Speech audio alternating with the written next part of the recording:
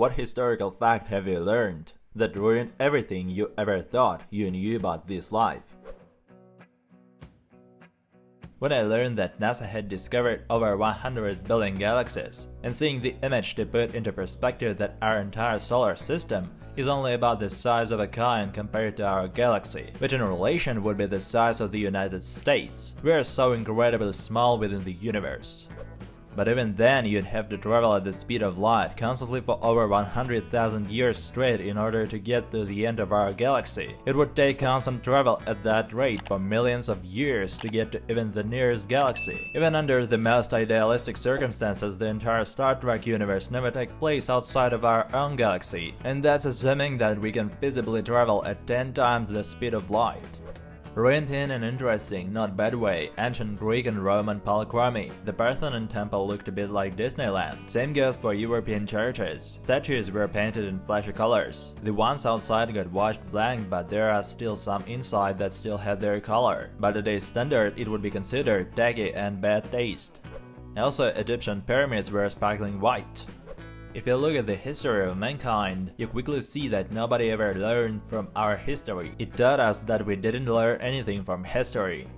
No, we did learn from it. We took the war strategies of those who were before us and improved on them so that we are better at killing. In essence, we learned from history how to kill one another, not how to keep one another alive and in peaceful lives.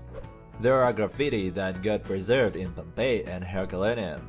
Because they didn't have paper, public announcements were directly painted on the walls. Some of those graffiti are on par with what you can find on the toilet's wall of trucker's stop. I fucked the barmaid, Felix fucks like a god, take off your clothes and show us your hairy privates.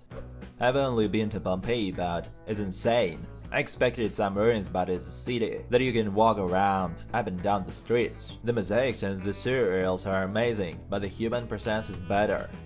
Ancient Antarctica was actually a rainforest, a lush and verdant paradise filled with flora and fauna, despite the interesting fact that there was a whole continent of animals who lived on this planet that we'll never know about, as their remains are locked beneath miles of ice. It blew my mind that Antarctica only fully froze over about 35 million years ago, despite breaking from its supercontinent 180 million years ago.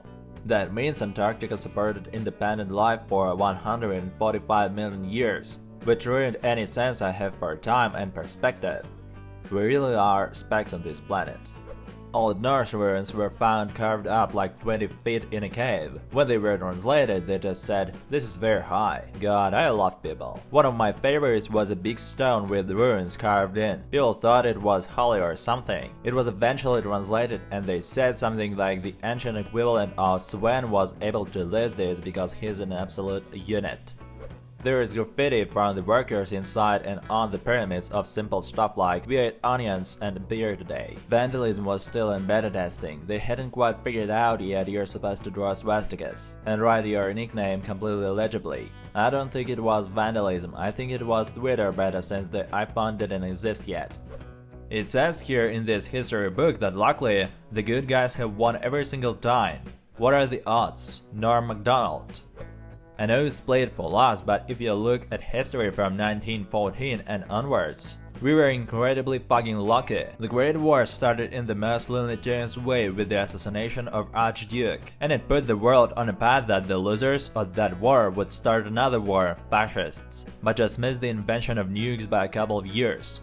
If World War I was pushed back another couple of years and the Nazis started World War II in the 50s with functional ideas on making nukes, it would be etching but with nukes.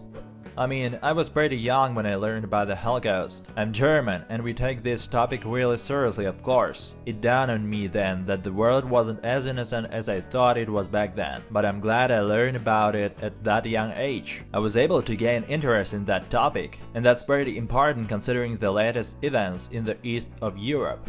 And it's important for my generation to really understand and grasp the horrors of the Third Reich to ensure that this won't happen again. Sadly, it seems not all countries get educated that well in this topic. Not listing any names, there are many countries that now start to go into a rather fascist direction, which is more than concerning.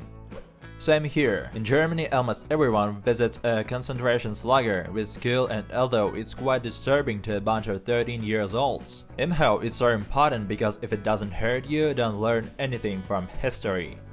That we domesticated pigeons thousands of years ago and then decided we didn't want them anymore. People treat them like vermin after we relied on them for so much. Food, messengers, etc. The pigeons you see in your cities are not wild, they're abandoned.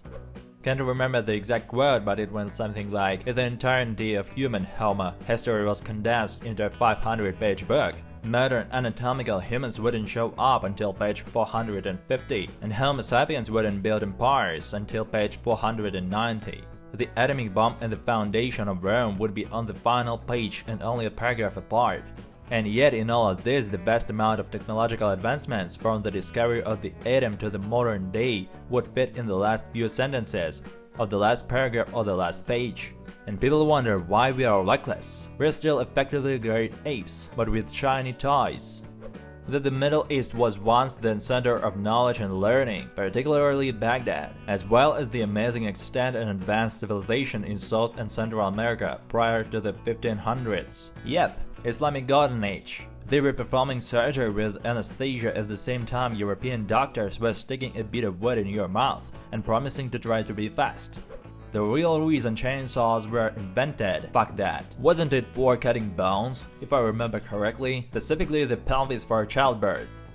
The inventions of Nikola Tesla and what little Edison actually invented himself.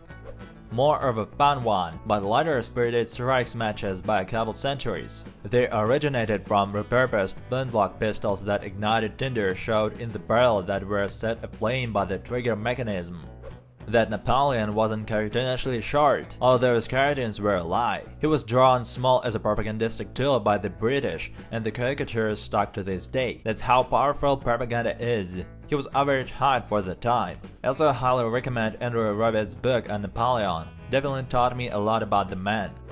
Learning about the depth and breadth of slavery in human history was a real eye-opener. We have really detailed documents from more modern history to show why that idea is so heinous. But it's always been a significant part of cultures all around the world, serving as anything from a social construct to the very currency of war, and with autonomy ranging from that of livestock to that of a low caste. Evidence of slavery predates written records, and is even included in the Code of Hammurabi, where it was already an established institution and we still haven't stamped it out today, April 10, 2023, where slavery affects an estimated 46 million people. That's more than the total population of California and approximately the population of Spain. It's crazy how hostile humans have always been to one another, and that we still can't seem to hold each other accountable for basic human rights, despite indelible proof. Two facts about slavery I've always found interesting. As you said, the number of slaves. It's more on any given day than in the history of the African transatlantic slave trade. Some countries today have over half their tourist industry run by slave labor, so be careful where you go on holiday vacation, folks. In ancient Rome, I think, they considered giving slaves uniforms to give them less individuality, but quickly realized doing so would show the slaves about how much they massively outnumbered their masters. Spurus. A young slave boy Nero had castrated and then married. You don't have to go back near that far. Read up on the castrati. That was just for singing. Castrati was made to sit in a hot bath while their testicles were squeezed and squashed over a long time till the testicles were mushy, not lobbing anything off. Sounds so much more pleasant and humane when you put it like that. Thanks a lot for watching, and don't forget to watch other videos.